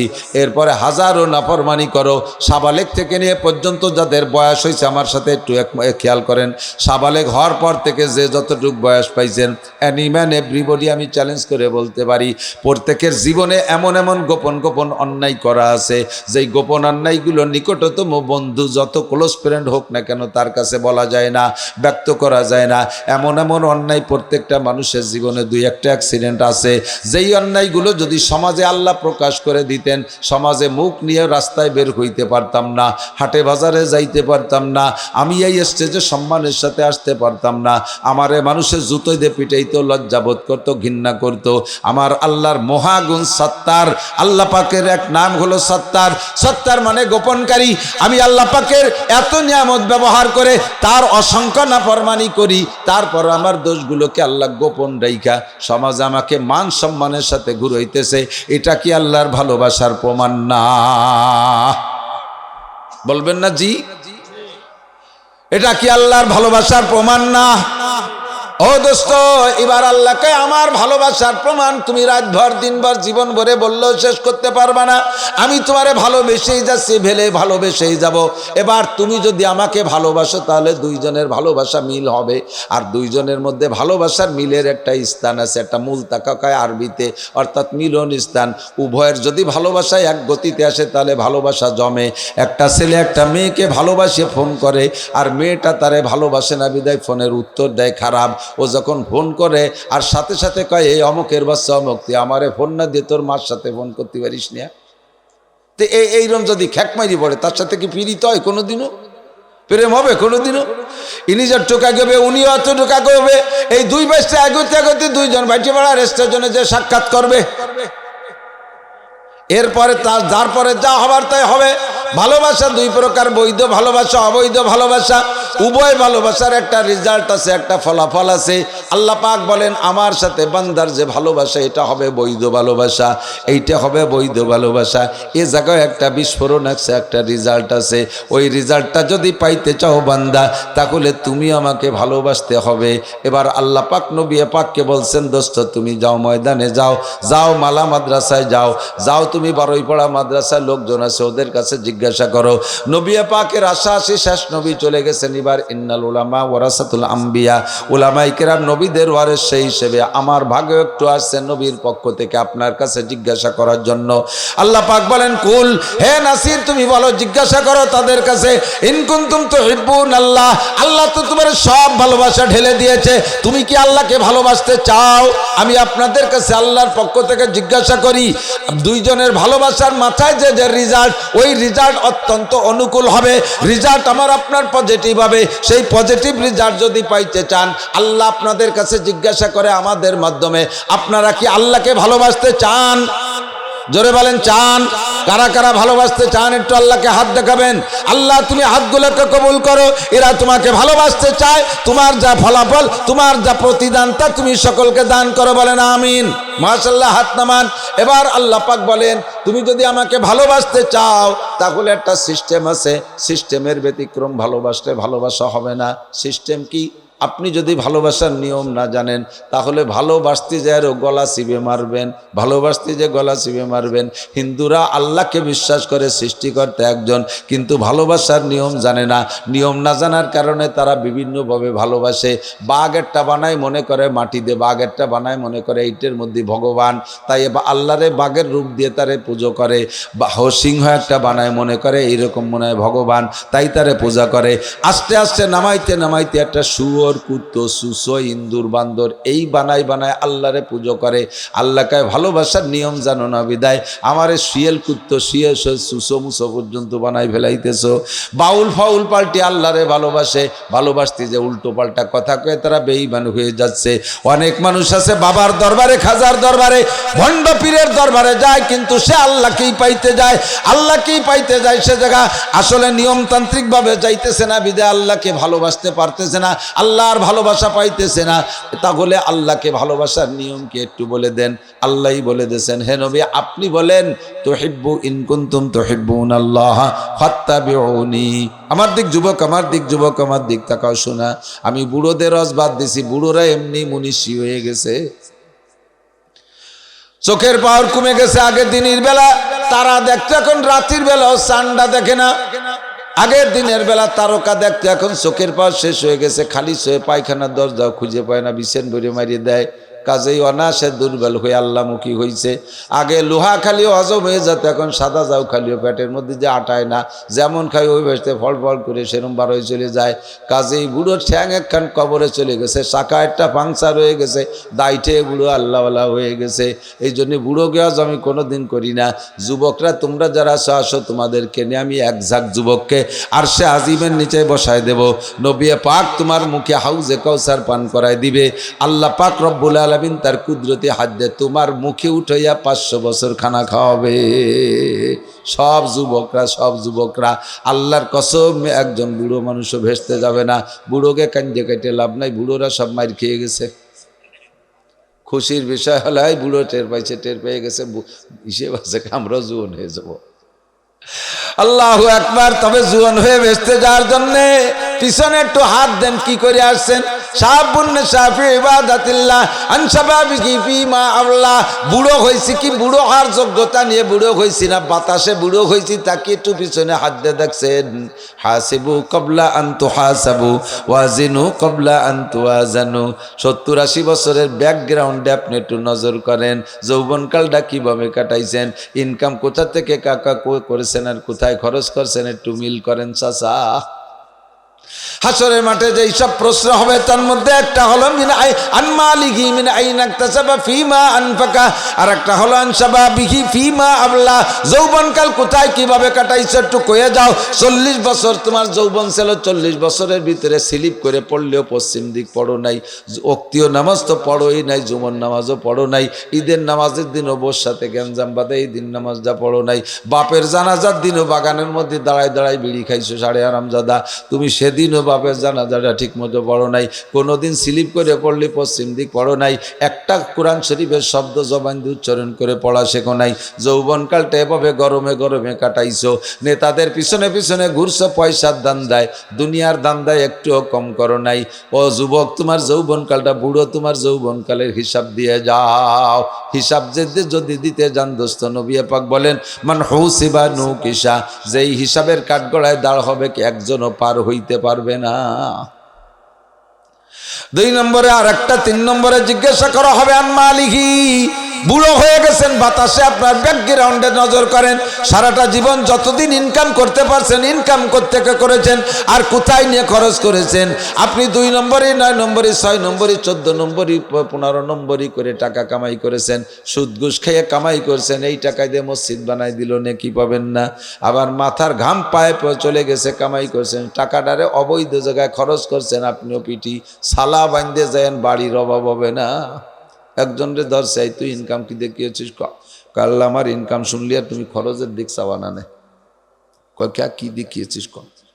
কয় যে শেষটা তুই তাহাজ্জুদ পড়ছি, ফজর পর্যন্ত জিকির করছি, ফজরের নামাজ জামাতের সাথে আদায় করছি তরিকা অনুযায়ী, ফজরের নামাজের পরে 2.5 ঘন্টা দাওয়াত ও তাবলীগের কাজ করছি, ইশরাকার শাস্তের নামাজ পড়ে বাড়ি এসে সুন্নতি তরিকায় এক দস্তারখানে ফ্যামিলির সবাই মিলে বড় একখান খানসা বানাইয়া সুন্নতি তবলীগি তরিকায় খানা খাইছি। এরপরে ভ্যান খাট নিয়ে রাস্তায় গেছি, জীবনে কেউ সাথে প্রতারণা করে কামাই করি নাই, যে যা দেশে নামাই দেওয়ার পরে তাই নিয়ে খুশি রইছি। ভ্যান চালাইছি যখনই আজান দেশে আর প্যাডেল মারি নাই, মসজিদের কাছে ভ্যান কান দাঁড় করে রাইখা মসজিদে যে তকবীরুলের সাথে জামাতে নামাজ পড়েছি। এমন করে সারাদিন পরিশ্রম করে পয়সা কামাই করেছি, আল্লাহ রক্ত পানি করা টাকা। ঈশার নামাজ পড়া এরপরে সূরা ওয়াকিয়ার মুলুক পড়া আবারও পরিবারের সদস্য আমরা 4 জন এক প্লেটে সুন্নতি তরিকায় দস্তারখানা বিছায় খানা খাইয়া অজু সহকারে ডাইন কাত হয়ে শুয়ে ইস্তেগফার দুরূদ শরীফ পড়ে ঘুমাইছি। কও আল্লাহ, আমার জিন্দেগির ভুল কোন জায়গা করছি? জীবনে কোনোদিন পাশা বের করা প্যান্ট পরি নাই, কোনো সমিতির থেকে লোন তুলি নাই, কের সাথে সিটারি বাটপাড়ি করি নাই, কেনাকাটা করছি, বাকি কিনি নাই কোনোদিন, বাকি কিনলেও জাস্ট টাইমে সব লেনদেন পরিশোধ করছি, বউরে শতভাগ পর্দায় রাখছি, ছেলে মেয়েগুলোকে দিন শিখাইছি, নামাজ পড়াইছি, আলেম বানাইছি। বলো আল্লাহ, আমার জিন্দেগির কোন জায়গায় সমস্যা? আল্লাহ কয় না, তুমি ওকে golden A plus, thank you, welcome. টাকা তো কামাই করছো, হালাল ভাবে খরচ করছো, কোন জায়গায় একটু তাই কও। কয় আল্লাহ, খরচের জায়গা একটু ঝামেলা আছে, শনিবারে সব টাকা কয়টা ব্যারাকের অফিসারদের দিয়ে দিছি। আল্লাহ কয় পিটি হয়, শস্য তেল মাখাও নয়, মোটা একটা সালা বন্ধ বাড়ি হবে। কামাই করছো ভালো, খরচটা ভালো করো নাই। সুদের সমিতির থেকে লোন তুইলা সেই লোন পরিশোধ করছো, হালাল কামাই কইরা এটাও অন্যায় করেছ। তুই তোর কি জিন্দেগি পয়সা করিস কি যে কি হচ্ছিস? কয় আল্লাহ, আমার খরচটা শুনলি তুমি থামিয়ে যাবা, আমার ইনকামের দিকে তুমি নজরই করতে সুযোগ পাবা না। দেই কি দিয়ে কি খরচ করছিস? কয় আল্লাহ, আমি জীবনে 1 টাকারও জাকাত বাকি রাখি না, একেবারে 140 40 ভাগের 1 ভাগ পাই টু পাই হিসেব করে জাকাত দিছি। প্রত্যেক বছর কুরবানির সময় সবচেয়ে বড় দুধে গরু বাজারের থেকে 10 লাখ টাকা দিয়ে কিনে কুরবানি কইরা মাত্র 5 কেজি আমার 1 ওক্তের গোশত রাইখা সব গ্রাম ভরে গরিব গুরাবাদের মধ্যে বন্টন করে দিছি। আল্লাহ কয় ওয়েলকাম। সদকা দিছি, ফেতরা দিছি, আশেপাশের মসজিদ মাদ্রাসায় সবচেয়ে বড় দান আমি করেছি, কোনো দিন প্রকাশ হইতে দেই নেই, গোপনে গোপনে দিয়েছি বেশি। আমার টাকা দিয়ে প্রায় 50 জনের তবলিগ করাইছি, 4 জনরে আমি বিদেশ সফরে পাঠাইছি তবলিগের জন্য। কও আল্লাহ, কাজগুলো কেমন কতি থাক দেই শেষে চল। তারপরে কি করছিস? কয় আল্লাহ কত যে গরিব মানুষের মাইয়ে বিয়ে দিছি আমার টাকা দিয়ে। কয় সুন্দর কাজ করছো। তারপরে কি করছো? কয় 50টা উমরা করছি, 10টা হজ করছি। Thank you, welcome. তারপরে কি করছো? কয় শেষবার যে হজে গেলাম যাইয়ে দেখি কাবা ঘরের গিলাপ পাল্টাচ্ছে, সে জায়গায় অনেক টাকা লাগবে, আমার কাছে চাই নেই, তবু সুযোগ পেয়ে 10 লাখ টাকা তাতেও দিয়ে দিছি। আল্লাহ কয় তুমি যে এত মোটা খরচ করলে এই টাকাগুলো পাইলে কোন জায়গায় কৃষি চাকরি করতে? চাকরিটার নাম শোনার দরকার নেই, ওই ছেলে একটা সালে 1050 টাকা বেতন পাতাম, তো 50,000 টাকা বেতন পেয়ে তুমি এত টাকা খরচ করতে, টাকা পাইলে কোন জায়গায়? আলাদা কোনো অ্যাকাউন্টে কি আসমান থেকে তোমার ওই অ্যাকাউন্টের মধ্যে টাকা ঢুকছে? কি দেখিয়েছিস? কয় ছেলে একটা মুসাফা টুসাফা করে একটু কিছু হতো আর কি, সেটেলমেন্টে চাকরি করছি, অমুক অমুক জায়গায় চাকরি করছি। আল্লাহ কয় ফিটি সালা বান্ধ, তোমার কাছ থেকে আমি এই টাকা চাই নাই। আমার কাবার গিলাপ দেওয়ার জন্য তোর ঘুষ খাওয়া টাকা দরকার নাই। তোর সুদে টাকা দিয়ে আমার মসজিদ কেন বানাইছিস, মাদ্রাসা কেন বানাইছিস, এত মানুষের তবলিগি কেন পাঠাইছিস? এ সুদকর, ঘুষকর, বাটপার, ফাঁকিবাজ, লম্পট, লুচ্চ, টোন মারছিস, মন মারছিস, রাস্তা মারছিস, খাল মারছিস, বিজিএফ কার্ড মারছিস, পঙ্গু ভাতা, বয়স্ক ভাতা বেঁচে খাইয়া দেশের খাতার কারেন্টের খাম্বা খুম্ব তার মার শুদ্ধ খাইছিস, বিজিএফ কার্ড মারছিস, ব্রিজ কার্ড বার সব মাইরে দূরে খাইয়া সেই টাকা দিয়ে হজ করতে আসিস, পুরো আরাফাতের ময়দানে গুড় গন্ধ হয়ে গেছে। তোর এই হারাম টাকার গন্ধে পুরো হজের এলাকা ধরে গন্ধ হয়ে গেছে। সুরা পিঠ টান টানার বাড়ি হবে খালি। 70-80 বছরের জীবনের হিসাব দেওয়া সম্ভব হবে না, কথা বলেন ঠিক কি ঠিক না? যৌবনকাল কিভাবে কাটাইলা ও যুবক, তোমার আমি সাইজ করার জন্য ধরছি, এদিকে আসো। যদি আল্লাহর ভালোবাসা পাইতে চাও, আল্লাহ তো ভালোবাসা দিয়েই রাখছে, এবার আল্লাহকে যদি ভালোবাসা তার থেকে একটা রেজাল্ট পাইতে চাও, তাহলে নবী পাক বলেন, আল্লাহর নবীকে আল্লাহ পাক বলতে বলছেন, তুমি বলে দাও কুল ইন কুনতুম তুহিব্বুনাল্লাহ ফাত্তাবিউনি, আমি নবীর অনুকরণ করো। কারণ নবীর অনুকরণে কি হবে? হুজুর বলেন, মান আতানি ফাকাদ আতা আল্লাহ, যে আমার অনুকরণ করলো সেজন্য আল্লাহরই অনুকরণ করলো, যে আমার অনুকরণ করলো সেজন্য আল্লাহরই অনুকরণ করলো। ওমান আসানি ফাকাদ আসাল্লাহ, যে আমার সাথে নাফরমানি করলো সে আল্লাহর সাথে নাফরমানি করলো, যে আমার সাথে অনুসরণ করলো তার অনুসরণের পদ্ধতি কি? হুজুর বলেন, মান আহাব্বা সুন্নতি ফাকাদ আহাব্বানি, যে আমার সুন্নতকে মহব্বত করলো, এদিক যে আমার সুন্নতকে মহব্বত করলো সে আমি নবীকে মহব্বত করলো। ওমান আহাব্বানি কানা মাই ফিল জান্নাহ, আর যে আমাকে মহব্বত করবে আর সে যেন আল্লাহকে মহব্বত করলো, আর যে আল্লাহকে মহব্বত করলো আল্লাহ পাক তারে মহব্বত করে বসে আছে। এবার রেজাল্ট আউট হয়, শুনে দেখেন, এদিক তাকান, খেয়াল করেন, এবার রেজাল্ট কি আউট হবে? আল্লাহ পাক রব্বুল আলামিন বলেন, আমি তোমারে ভালোবাসি, তুমি যদি ওই পদ্ধতিতে আমাকে ভালোবাসো তাহলে 1 নম্বর পুরস্কার হলো ইয়াগফির লাকুম ইউহিব্বুকুমুল্লাহ, আল্লাহ পাক তোমারে পরিপূর্ণ ভালোবাসবেন। ওয়া ইয়াগফির লাকুম যুনুবাকুম, তোমার জীবনে যত প্রকার গুনাহ করেছো, গুনার কত রকমারি আছে, যার যারটা সেই জানেন। কুল্লু সাহেবুল বাইতে আদরা বিমা ফিহে, এক একজন এক এক ক্যাটাগরির গুনাহগার। আমি এক পদ্ধতিতে গুনাহ করি, সেটা আপনি জানেন না, আপনারটা আপনি করেন আমি জানি না। প্রত্যেকের ভিতরে দুনিয়ায় যত প্রকার গুনাহ আছে কম বেশ আমাদের সকলের মধ্যে কিছু না কিছু আছে। আল্লাহ পাক বলেন, তুমি আমারে ভালোবাসো আমার রসুলের অনুকরণের মাধ্যমে, আমি তোমারে ভালোবাসা 1 নম্বর পুরস্কার দেব, তোমারে আমি পরিপূর্ণ ভালোবাসবো। আর 2 নম্বর হলো ইয়াগফির লাকুম যুনুবাকুম, জীবনে যত গুনাহ করেছো, গুনার সংখ্যা যদি হয় কাদাদি আওরাকিল আসজার, পৃথিবীতে যত গাছ আছে এতে যত পাতা আছে গুনে সারা যাবে, কথা কন, যত গাছ আছে তাতে যত পাতা আছে, এত যদি তোমাদের একজনের গুনাহ হয় কাদাদি রমালিল আরদ, পৃথিবীতে যত বালুকণা আছে এত সংখ্যা যদি একজনের গুনাহ হয়। এরপরে নবী বলেন কাজাবাদিল বাহার, দুনিয়ায় যত পানি আছে পানিতে যত কণা আছে এত সংখ্যা যদি একজনের গুনাহ হয়। বরঞ্চ 3টে মিলে যত সংখ্যা হবে, গতানুগতিকভাবে শুনেন না, 3টে মিলে যত হবে এত যদি একজনের আমলনামায় গুনাহ হয়, আল্লাহ পাক রব্বুল আলামিন বলেন ফাউলাইকা ইউবাদদিলুল্লাহু সাইয়্যাতিহিম হাসানাত, সমস্ত গুনাহ মাফ করে দে, সমস্ত গুনাহ সংখ্যা পরিমাণ সমপরিমাণ নেকি দিয়ে তোমার আমলনামাকে আমি আল্লাহ ভরপুর করে দেব। এটা হলো আমার আর তোমার ভালোবাসার লাস্ট রেজাল্ট। 1 নম্বরে তোমাকে ভালোবাসবো, 2 নম্বরে সমস্ত গুনাহ মাফ করে দেব, 3 নম্বরে গুনাহ সংখ্যা পরিমাণ নেকিও দিয়ে দেব। শর্ত হলো ইযাফ লাহুল আযাবু ইয়াউমাল কিয়ামাতি ওয়া ইয়াখলুদ ফীহি মুহানা ইল্লা মান তাবা ওয়া আমানা। আরে যারা বড় বড় গুনাহগার তাদের জন্য রয়েছে জান্নাত, তাদের জন্য রয়েছে জাহান্নাম। জাহান্নামের মধ্যে অনাদি অনন্তকাল থাকবা। শুধুমাত্র জাহান্নাম থেকে বের হওয়ার জন্য একটা মাত্র পথ যুবক মনে রাখো, ইল্লা মান তাবা, ইল্লা মান তাবা ওয়া আমানা। আগে হলো ইস্তেগফার, গুনাহকে স্মরণ করে তুমি আল্লাহর কাছে ক্ষমা চাও। আল্লাহ, জীবনে বহু জিনা করেছি, একবার জিনা করার কারণে এত বছর জাহান্নাম, আমি বহুবার করেছি, আল্লাহ আমি ক্ষমা চাই। ও আল্লাহ, একবার দাড়ি কাটলে মুখে দাড়ি সংখ্যা পরিমাণ কবিরা গুনাহ হয়। মুখে যদি 1000 দাড়ি থাকে, একবার কাটলে 1000 কবিরা গুনাহ।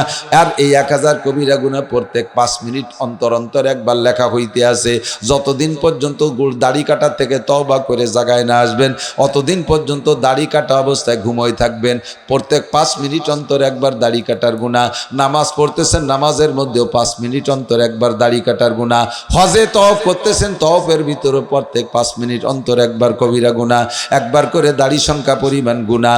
আপনি তিলাওয়াত করতেছেন কোরআন, তার মধ্যেও দাড়ি কাটার সংখ্যা পরিমাণ কবিরা গুনাহ। ঘুমিয়ে আছেন, সজাগ আছেন, উঠতেছেন, চলতেছেন, বলতেছেন, বসতেছেন, এত কবিরা গুনাহ নিয়ে আল্লাহর সামনে কিভাবে যাবেন? এর থেকে আপনাকে ফিরে আসতে হলে, এই গুনাহ থেকে বাঁচতে হলে, জাহান্নাম থেকে বাঁচতে হলে এক্ষুনি আপনাকে তওবা করতে হবে। আজকে রাত্রে বিছানায় যে ঘুমাবেন, ঘুমের সময় কি দোয়া পড়বেন? ঘুমের দোয়া পড়েন কি পড়েন না জানি না, নাকি মমতাজ মনির খান আলমগীরির গানের খিল কানের মধ্যে লাগাই দিয়ে গান শুনতে শুনতে ঘুমাও যুবক। যদি ওই অবস্থায় ঘুমাও, গান শুনতে শুনতে কানের মধ্যে ইয়ারফোন লাগাই দিয়ে গান শুনতে শুনতে ঘুমাও, ওই ঘুমের মধ্যে যদি তোমার মরণ হয়, আল্লাহর কসম তুমি জাহান্নামী, আল্লাহর কসম তোমার ইমানি মউত নসিব হবে না। কানের থেকে ওইটা খোলো, অন্তর থেকে 3 বার পড়ো, আস্তাগফিরুল্লাহ আল্লাযী লা ইলাহা ইল্লা হুয়াল হাইয়ুল কাইয়্যুম ওয়া আতুবু ইলাইহি। শেষ ফিনিশিং বলো, আল্লাহুম্মা বিসমিকা আমুতু ওয়া আহইয়া। আল্লাহ তোমারই নামে মরিতেছি, আল্লাহুম্মা বিসমিকা, আল্লাহ হে আল্লাহ তোমারই নামে, আমুতু মানে মরিতেছি, ওয়া আহইয়া বাঁচাইলে তোমারই নামে বাঁচবো, বাঁচলে তোমারই নামে বাঁচবো। আল্লাহ তোমার নামে মরিতেছি। আপনাদের আমাদের সকলের জানা আছে 2-4টা এমন অ্যাক্সিডেন্ট, এলাকায় অমক রাতের বেলা ঘুমাইলো আর ঘুম থেকে ওঠে নাই, ঘুমের মধ্যে মইরা গেছে। এমন মরণ 2-1টা জানেন কি জানেন না? এই মরণটা কি শুধু যে মরছে তারই জন্য খাস, না আমারও ভাগ্যে হতে পারে কি পারে না? আজকে রাত্রে যে বিছানায় ঘুমাবা যুবক, আল্লাহর কসম, আল্লাহ বাঁচাইলে উঠবা, নইলে উঠতে পারবা না। ঘুমের মধ্যে তোমার মরণ হইতে পারে। তুমি কোন হালাতে মরলে? নবী পাক বলেন, তামুতুনা কামা তাহয়াউন ওয়া তুহশারুনা কামা তামুতুন। তোমার জীবন যাপন যেমন হবে, মরণ তোমার তেমন হবে। দাড়ি কাটা জীবন যাপন, মরণ হবে দাড়ি কাটা। ওয়া তুহশারুনা কামা তামুতুন, যে চেহারায় মরবা ওই চেহারায় উঠবা। তুমি কেমন প্যান্ট পরে ঘুমাইছো, জীবন যাপন তোমার যেমন পাশাবে বের করা প্যান্ট পরা, মরণটা যদি ওই প্যান্ট পরা অবস্থা হয়, তোমারে সাদা কাপড় পরায় কবরে দিল, হাসরের মাঠে তুমি পাশা বের করা প্যান্ট পরে উঠবা। তুমি সুদখোর অবস্থায় জীবন যাপন চলতেছে, ওই অবস্থায় তোমার মরণ হবে, আর ওই সুদখোরদের কাতারে তুমি উঠবা। ঘুষখোর অবস্থায় জীবন যাপন, ওই হালাতে তোমার মরণ হবে। তওবা তুমি করো নাই, ওই হালাতে মরণ হবে। হাসরের মাঠে ঘুষখোরদের সাথে তুমি উঠবা। জিনা করার অভ্যাস তোমার, এখনো তওবা করো না, জিনার নেশায় আছো, জিনার ধান্দায় আছো, ওই অবস্থায় মরণ হইলে তুমি জিনাখোরদের কাতারে জাহান্নামে উঠবা। হে বেপরদা মহিলা, দিনের বেলা বেপরদা করো, পরপুরুষের সাথে দেখা সাক্ষাৎ করো, এই হালাতে তুমি তওবা করো নাই, আর খাস পর্দার মধ্যে যাও নাই। তুমি এখন মারা গেলে তোমাকে যদিও সাদা কাপড় পরা কবর দেয়া হবে, হাসরের মাঠে তুমি বেপরদা দাইয়ুস বেশ্যা মহিলাদের সাথে তুমি জাহান্নামে যাইবা, হাসরের মাঠে তুমি উঠবা। একটু চক্ষু বন্ধ করে কল্পনা করো বান্দা, কাল সকাল পর্যন্ত বাঁচবো কিনা তার কোনো গ্যারান্টি নাই। কাজে আজকে রাত্রে আমাকে তওবা করতে হবে। আল্লাহ পাক বলেন, ইল্লা মান তাবা, শুধুমাত্র যারা তওবা করে, ওয়া আমানা, আর আল্লাহর প্রতি বিশ্বাস রাখে। কি বিশ্বাস? আল্লাহ আছে, জান্নাত আছে, জাহান্নাম আছে, জোরে বলেন আছে। আল্লাহ আছে, জান্নাত আছে, জাহান্নাম আছে, কবর আযাব আছে, মিজান আছে, হাসর হবে, পুলসিরাত আছে, আর হাউর গেলমান সবই আছে আখিরাতে। এগুলো সব আমাদের জন্য আল্লাহ বানায় রাখছে। এর নাম হলো ঈমান। ওয়া আমিলা আমালান সালিহা। আর বাকি জিন্দেগি নেক আমল করে প্রস্তুতি নেয়। সিস্টেমটা হলো নবী পাকের তরিকা অনুযায়ী। আমার নবী কিভাবে নামাজ পড়ছে, সাল্লু কামা রাআইতুমুনি উসাল্লি, হুজুর বলেন আমাকে যেমন নামাজ পড়তে দেখো সেই রকম নামাজ পড়ো, নবীর নামাজের মতো নামাজ পড়ো, নবীর টুপির মতো টুপি পড়ো। টুপি ছাড়া নামাজ পড়লে নামাজ হয় কিন্তু দোস্ত সুন্নতের খিলাফ। আপনি কেন সুন্নতের খিলাফ করবেন? আপনার মাথায় টুপি দিতে এত খারাপ লাগে কেন? এত খারাপ লাগে কেন? পুলিশের চাকরি করে, কত বড় খরার মধ্যে গরমের মধ্যে মাথায় ক্যাপ পরে রাখা লাগে। সেনাবাহিনীর চাকরি করো, বেতন পাও কয় টাকা, তার জন্য তুমি শক্ত লোহার হেলমেট মাথায় পরে থাকতে পারো, এটা তোমার সহ্য হয়। নামাজের মধ্যে 10-15-20টা মিনিট মাত্র টুপি পরে থাকবা, তোমার মাথায় এত খারাপ লাগে কেন?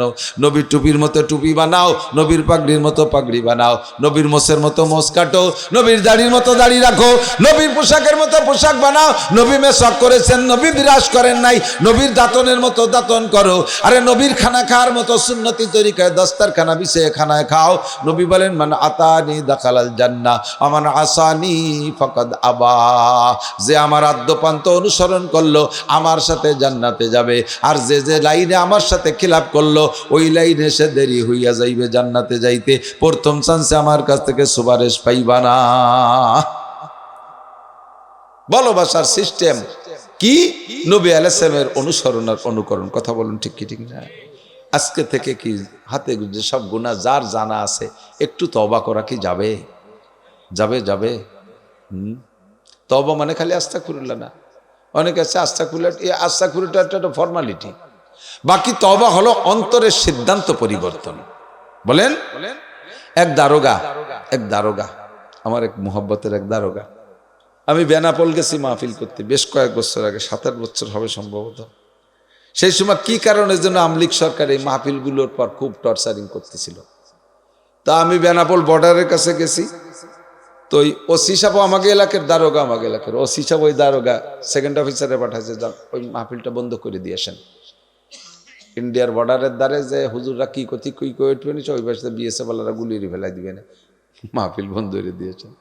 তো এর মধ্যে আমি বয়ানে উঠছি, তো ওই দারোগা সাহেব আইছে বয়ান বন্ধ করতে, কিন্তু আঞ্চলিক ভাষায় মিলে যাওয়ার কারণে উনি এবার কয় দেখি আমাকে দেশের হুজুর মনে হয় কি কয় একটু শুনি।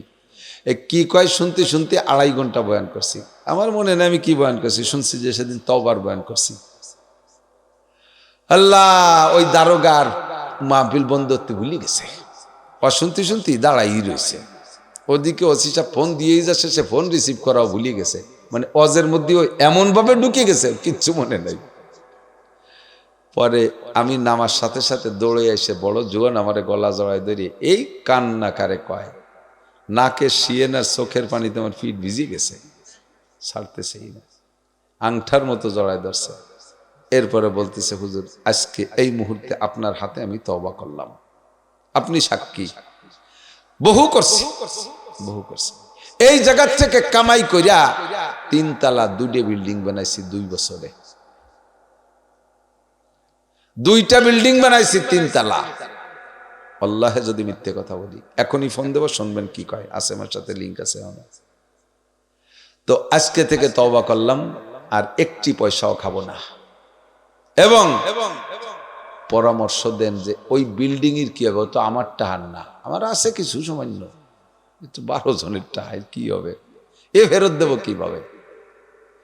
তো কি বলবো, কত জায়গাতে টাকা খাইছে, কয় জায়গা কারেন্টটা ফেরত দিতে কব। বললাম যে এই বিল্ডিং দুটো আপনি মাদ্রাসার নামে অক্ষ করে দেন, আর নিয়ত করেন যে আল্লাহ ফেরত দেওয়া তো সম্ভব না, খুচরো খুচরো টাকা, এই বিল্ডিং এর মাদ্রাসার থেকে যা নেকি হবে, যাদের টাকা তাদের আমল নামায় চলে যাক, আমার ওর প্রতি কোনো দাবি নেই। আর তুমি আমারে বাঁচার একটা পথ করে দিও হাসরের মাঠে, এছাড়া আর কি বলবো। সেই থেকে সে দারোগা সাহেবের সিদ্ধান্ত, 1 ওয়াক্ত নামাজও কাজা করে নাই, একটা রাতে তাহাজ্জুদও কামাই নাই। এরপরে একদিন বলতেছে হুজুর আজকে রাত্রে এক দল এসে আমার কাছে রাত্রে ঢুকছে, এসে বলতেছে, সে জানে তো যে আমি কায়দা মতো ঘুষখোর, একটা কেসে 8 লক্ষ টাকা আইনি আমারে একজন এএসআই সহ আসছে আমার কাছে, 8 লক্ষ টাকা নেই। এএসআইয়ের ভিতরে একটু লোভ আসছে, স্যার আর কোনো স্যার জানে না আমি আর আপনি ধরে গেলাম। ধরে ফেলেন। দেখো তুই ধরলি ধর, আর তুই ধরবি তো কাল সকালবেলা দেখবি যে তুই অ্যারেস্ট হয়ে গেছিস। এখন হাবিবকে, আরে নাম কই ফেলাইছি রে, দারোগার নাম হাবিব, দারোগা যা কইছি তা কইছি, সেটাই আর কি। তো এখন হাবিব রে 8 লক্ষ না 8 কোটি টাকা দিয়ে কিনতে পারবি না। তওবা করছি তো করছি। এরপরে সেই তওবার পর ঠিক থাকার জন্য দুডিয়ে আমল করে সে, যা আমাকে বলছে, কয় যে হুজুর আগে মোটা মোটা টাকা তো ধরতাম, খাইতাম, রাতের মধ্যে ঘুম হতো না, সকালবেলা উঠে 3-4 খান পত্রিকা কিনতাম যে কোন পত্রিকায় আমার নাম আইছে ঘুষখোর হিসেবে, পরাণ কাঁপতো সবসময়। আরে ঘুষ ছেড়িয়ে দেওয়ার পরে আর পত্রিকাও কিনি না, এই শূন্য কোনো মতো খাবার দাবার নর্মাল খেয়ে দিয়ে শুয়ে পড়ার সাথে সাথে ঘুম এসে যায়, কারণ টেনশন না থাকলে তো ঘুমাবেই। এখন ওনার সিস্টেম কি, সকালবেলা আর রাতের বেলা মোমবাতি জ্বালায়, মোমবাতি জ্বালাইয়া সকালে যখন বের হয় তখন মোমবাতির সাথে হাতে স্যাক লাগাইতে লাগাইতে কাছে নিয়ে যায়, যখন দেখি যে অসহ্য তখন হাত টান দেয়, বলি যে ও হাত, তুমি যদি দুনিয়ার এই মোমের আগুন সহ্য করতে না পারো, জাহান্নামের আগুনে সহ্য করতে পারবা না। কাজেই তুমি এই জাহান্নামের আগুন থেকে বাঁচতে হলে এই মোমের আগুনের থেকে শিক্ষা নাও। ওই জাহান্নামের আগুন তোমার গায়ে লাগবে যদি তুমি এই আগুনের কাজ করো, হারাম টাকা হাত দিয়ে ধরো। যেহেতু এই মোমের আগুন সহ্য করতে পারো না, কাজেই তুমি জাহান্নামের আগুনও পারবা না, এই জন্য হারাম টাকা হাত দিবা না। আত্মীয়ভাবে প্রশিক্ষণ দিই। ওদিকেও অনেক অন্যায় করেছি, এই জন্য জিব্বেরে মাঝে মাঝে ওই আগুন দিয়ে স্যাক দে, অজিব্বে পারবি, এর কাছে কাছে নিয়ে যখন পাইরি ওঠে না, সে সময় জাকি দিয়ে কই যেহেতু এই আগুন খাতে পারবি না, ওই আগুনও পারবি না, এই জন্যই সুবুসির টাওয়ার খাবি না। জিব্বেরে শিক্ষা দেই, মাঝে মাঝে সরম গারে স্যাক দেই যে বহুতা কাম করছো, এ যেহেতু পারবা না ও পারবা না, এই জন্য ফিরিয়ে আসো জায়গায়। ও দোস্ত, এর নাম তওবা। এর নাম কি? তওবা। এক ছোট্ট একটা কথা বলে দেয়, যুবকের দিক তাকান, তওবা করবেন, আপনার তওবা কবুল হয়েছে আর গুনাহ আপনার আল্লাহ মাফ করে দিয়েছে, এ বুঝবেন বুঝবেন বুঝবেন। এদিক তাকান, বোঝেন, মুরব্বীরাও বোঝেন। হাজ্জাজ ইবনে ইউসুফ নামে এক জালেম বাদশা ছিল, মুসলমান জাতে মুসলমান, কিন্তু জালেম বাদশা, মুসলমানদের পর বহুত জুলুম অত্যাচার করছে। ওই হাজ্জাজ ইবনে ইউসুফ গেছে হজে। আমাকে বাংলাদেশিও বহুত ঘুষখোররা হজ করছে না, হ্যাঁ, ফ্যামিলি সহ আস্ত বিমার একখান ভাড়া করে নিয়ে যাইয়ে ওই জায়গায় হজ করে। বাংলাদেশের তে হজ করতে যায়, এর পাশে তো যা যা করিতে এতটা ফেলি কইতে গোষ্ঠী শুদ্ধ আস্ত বিমান নিয়ে জাতি যেভাবে টাকা পয়সা, আবার হজের তাই সে বা সেই তালি শুরু করে দেয়। এখানে নাম হলো আলহাজ। এর নাম কি? আলহাজের মানে জানেন, মানে আগেও আলডু হয়ে গেছে, হজের তে আইসেও আলডু হয়ে, এর নাম হলো আলহাজ। তো এইরকম আলহাজ হাজ্জাজ ইবনে ইউসুফ জালেম বাদশা কাবাঘরের পাশে তওব করতেছে, কাবাঘরের পাশে তওব করতেছে। এই তওবের মধ্যে দেখে এক অন্ধ লোক, সেও তওব করতেছে আর কাঁদতেছে, অন্ধ, বিশ্ব কান্দা, ওর সিল্লেবাল্লা কান্দা ঠেলায় এই হাজ্জাজ ইবনে ইউসুফ ওর পাশে দাঁড়াই ওর ডেকে কাছে নিছে, আই একাদিশকা একাদিশ একাদিশকা। এই যে লোক কাঁদতেছে সে হলো অন্ধ হাজি।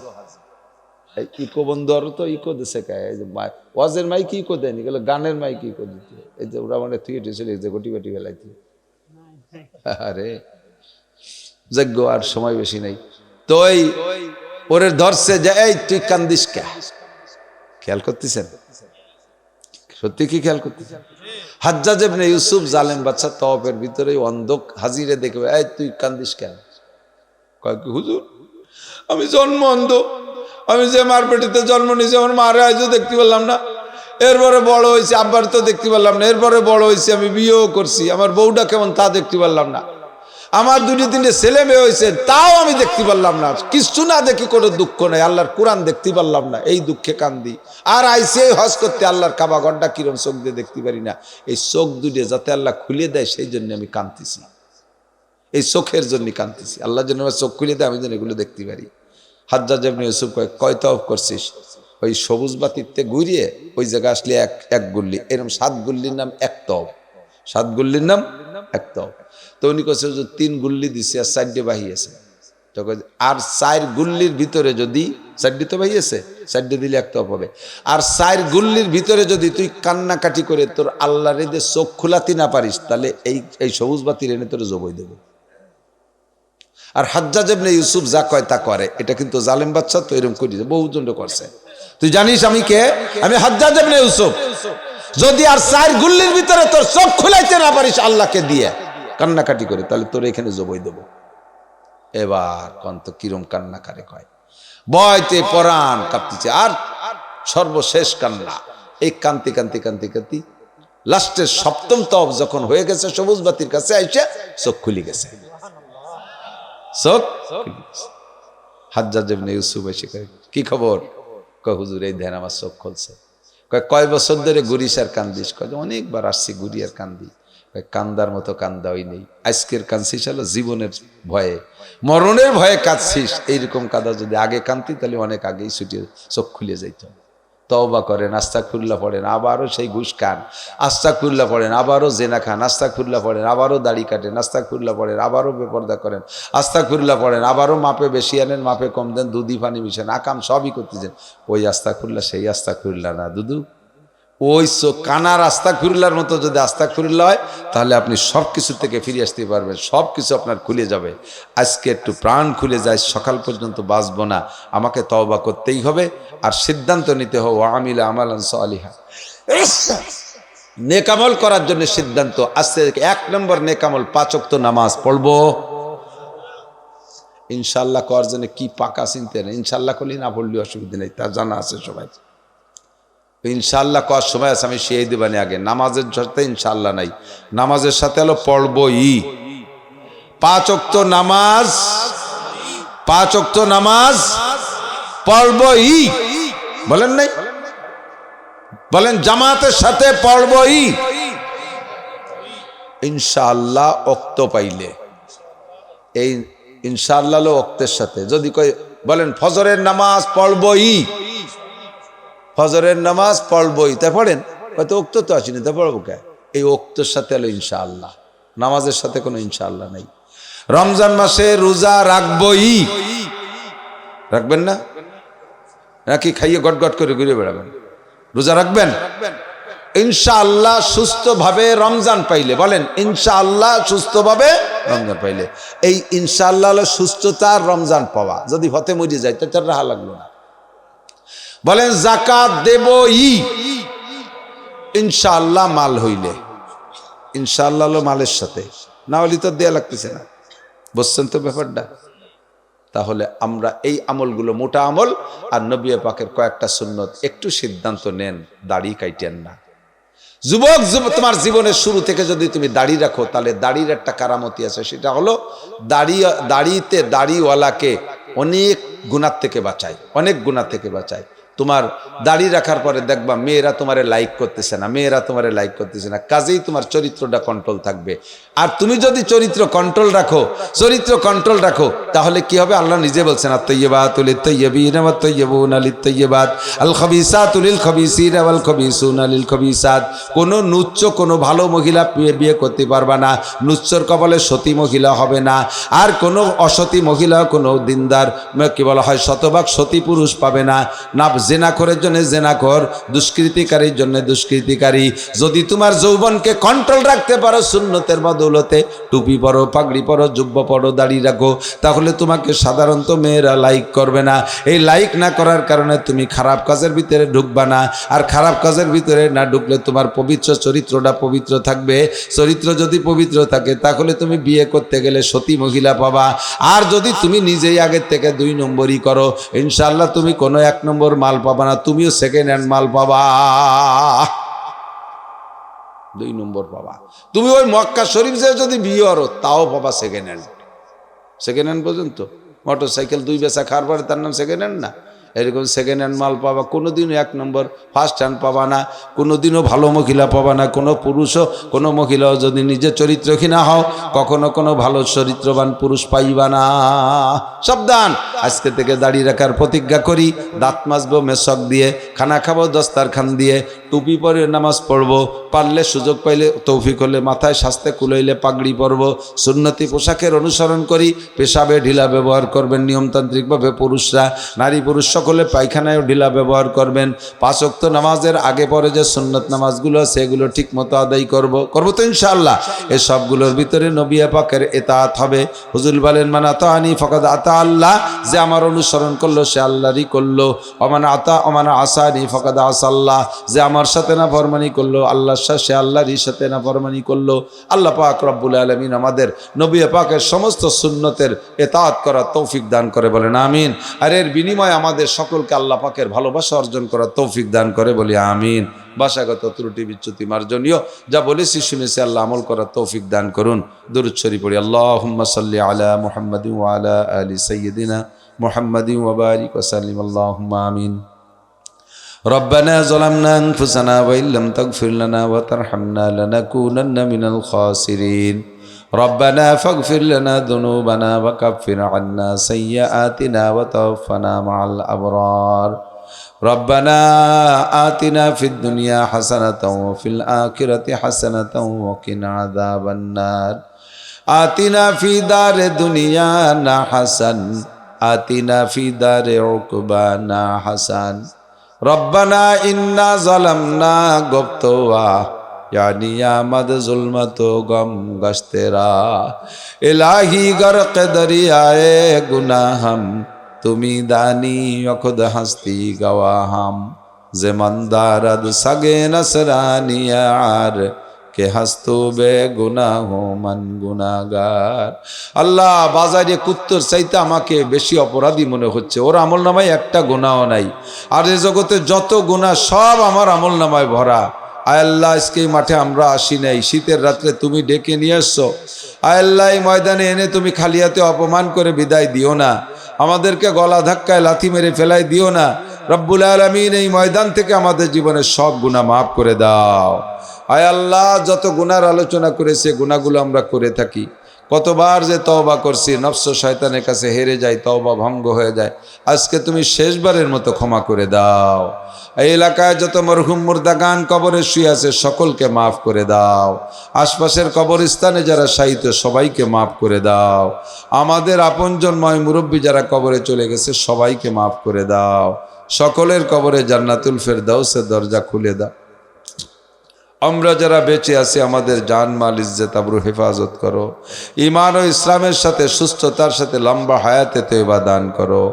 হালাল রুজি রিজিকের প্রশস্ত ব্যবস্থা করে দাও। অভাব অনটন দূর করে দাও। অভাব দিয়ে, রোগ দিয়ে, শোক দিয়ে আল্লাহ পরীক্ষা নিলে পাশ করতে পারবো না, তুমি বিনা পরীক্ষা আমাদের সকলকে পাশ করাইয়া দাও। আয় আল্লাহ, যার যে মুশকিলাত আছে আসান করে দাও। ছাত্র স্টুডেন্ট যারা যেখানে লেখাপড়া করছে মেধা শক্তি বাড়াইয়া দাও। সকলকে ভালো পরীক্ষা দিয়ে ভালো ফলাফল অর্জন করার তৌফিক দাও।